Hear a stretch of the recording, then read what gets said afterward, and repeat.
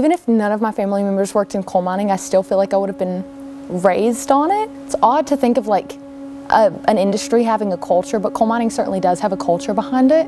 My name is Zoe Brooks. I am a second-year graduate student in the history department at Virginia Tech. I study Appalachian labor history, carceral labor, and I work at Special Collections and University Archives. My paternal grandfather worked for Westmoreland Mine Company before he was medically retired. My maternal grandfather helped his father sell house coal from the ages of like 12 to 18. And then several of my maternal grandfather's brothers also worked in mining.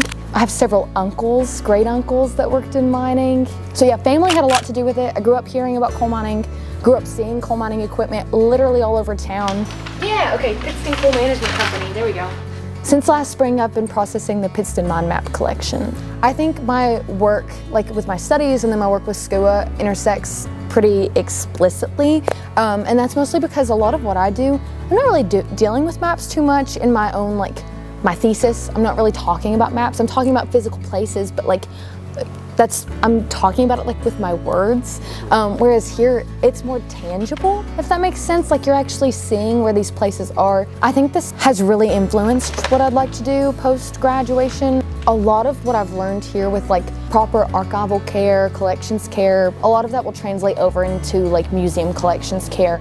I think that's a big part of who I am and why I study it, is because it's like kind of hammered into you from a very young age to be proud of this form of labor.